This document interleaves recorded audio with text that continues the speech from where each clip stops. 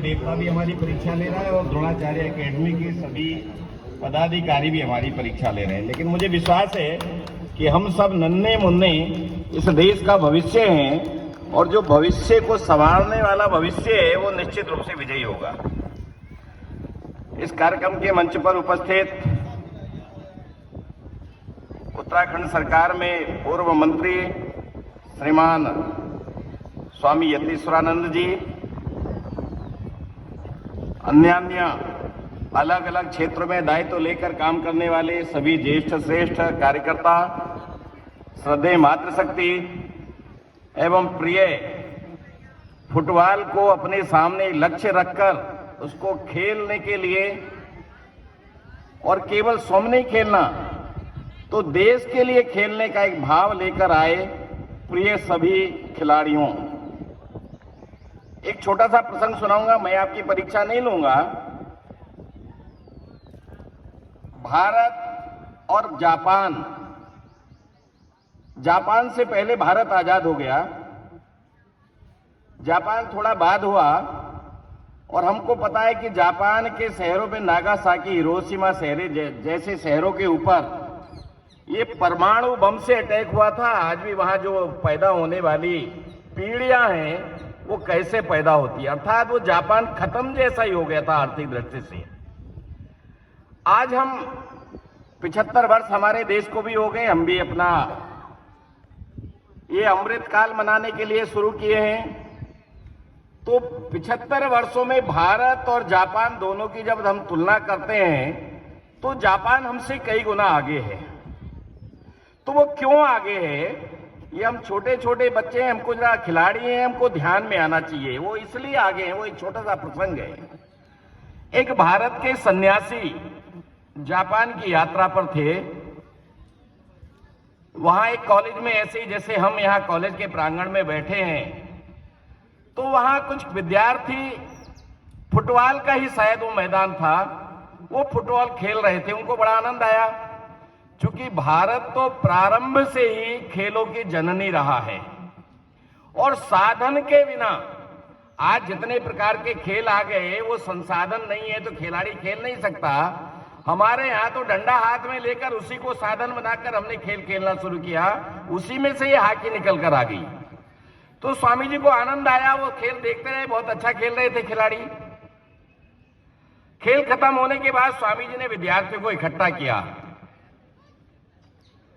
और उन्होंने एक दो प्रश्न किया। पहला प्रश्न क्या था कि आप किसके लिए खेल रहे हैं।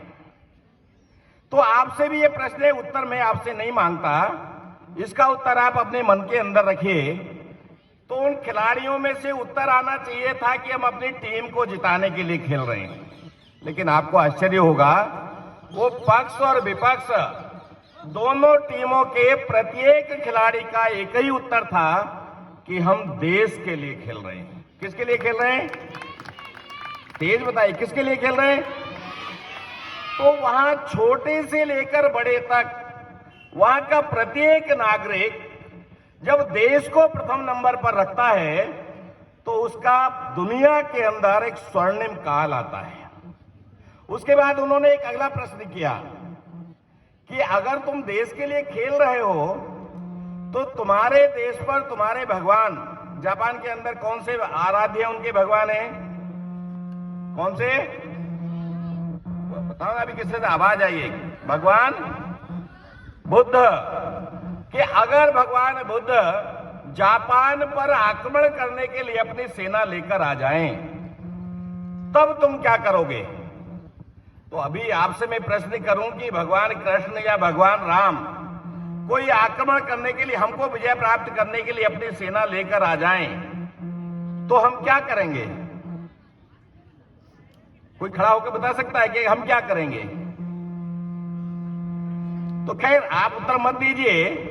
उन खिलाड़ियों का एक मत से उत्तर था कि अगर भगवान जापान को विजय प्राप्त करने के लिए सेना लेकर आते हैं तो भगवान के सामने सीना चौड़ा करके अपने प्राणों को त्यागने तक उस भगवान का एक विरोधी दुश्मन की तरह प्रतिकार करने के लिए हम अपने प्राणों का उत्सर्ग कर देंगे। तो भगवान को भी देश के बाद जिस देश के अंदर रखा गया उसको जापान कहते हैं। इसलिए आज हम यहां खेलने के लिए आए हैं तो अपने जिले के लिए नहीं, अपने व्यक्तिगत पुरस्कार के लिए नहीं। तो आज भारत सरकार ने भी इंडिया खेलो ऐसा करके एक अभियान चलाया है।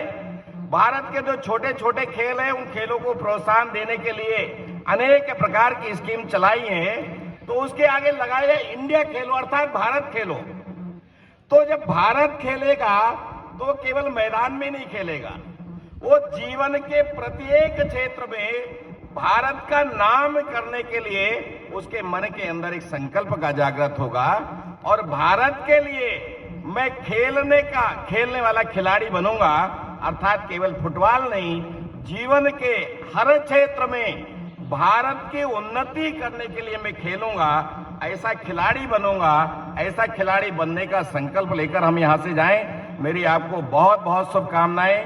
आयोजन समिति के लिए ऐसी गर्मी में निश्चित रूप से कुछ ना कुछ इनका इंतजाम करना चाहिए, ऐसा आग्रह करते हुए आयोजन समिति को भी सुंदर आयोजन के लिए बधाई, शुभकामनाएं।